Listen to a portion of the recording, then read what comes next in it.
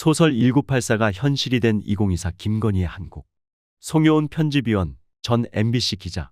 조지 오웰의 소설 1984의 무대는 빅브라더가 지배하는 전체주의 독재국가다. 집안에까지 설치된 CCTV가 대중의 일상과 일거수일투족을 감시하고 거리 곳곳에는 전쟁은 평화, 자유는 예속, 무지는 힘이라는 선전 구호가 붙어 있고 TV와 영화 등을 통해 끊임없이 대중을 선동하고 세뇌한다. 소설 속의 주인공 윈스턴 스미스는 진리부 기록국에 근무하는 공무원이다.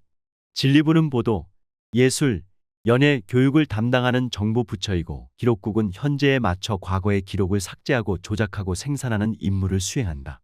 이를테면 이런 거다.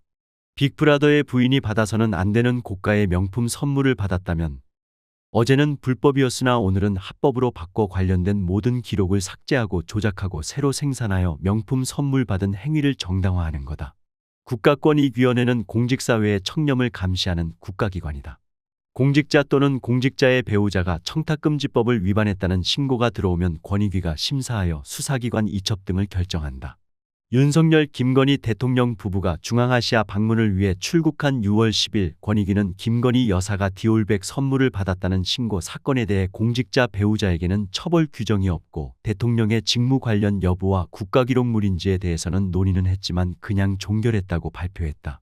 오전까지만 해도 신고가 접수된 지 110일이 지났는데 왜 시간을 끌기만 하느냐는 질문에 빠른 처리를 위해 최선을 다하고 있다더니 대통령 전용기가 오전에 서울공항을 이륙하자 오후 4시에 느닷없이 발표를 예고하고 퇴근 시간을 앞둔 오후 5시 30분에 정승윤 권익위 부위원장이 기자실에 나타나 72초에 걸쳐 일방적으로 종결 처리 발표를 한 뒤 질문도 받지 않고 사라졌다.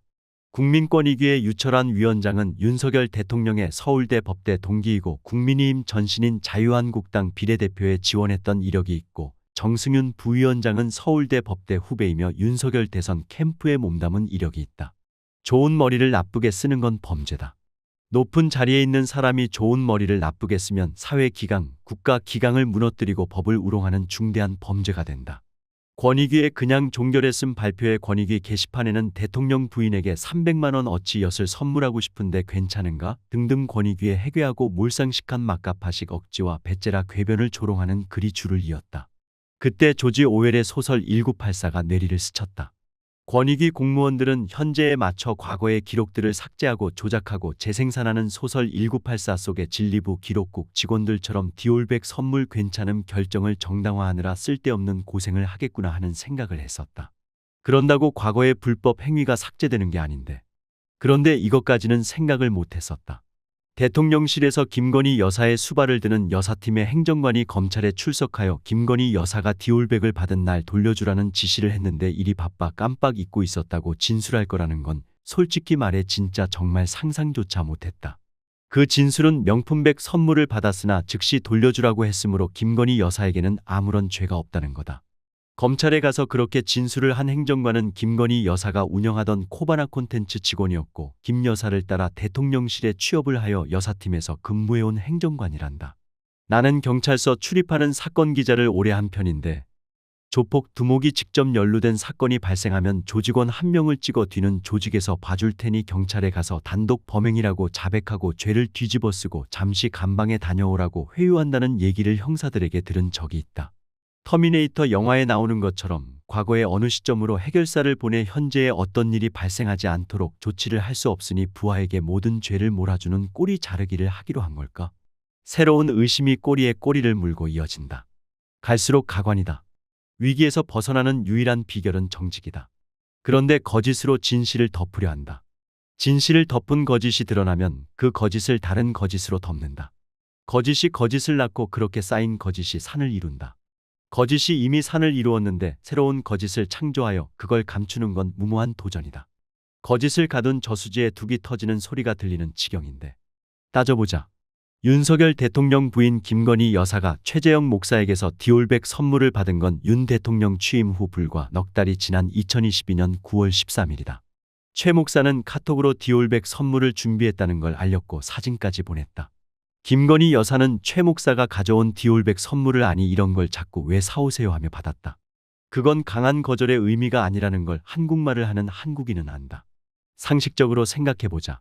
값비싼 선물이라 받아서는 안 된다는 생각이 있었고 사업하는 사람들은 모를 수 없는 김영란법 위반이라는 걸 알고 있었다면 청탁금지법 위반이니 가져오지 말라고 했어야 했다.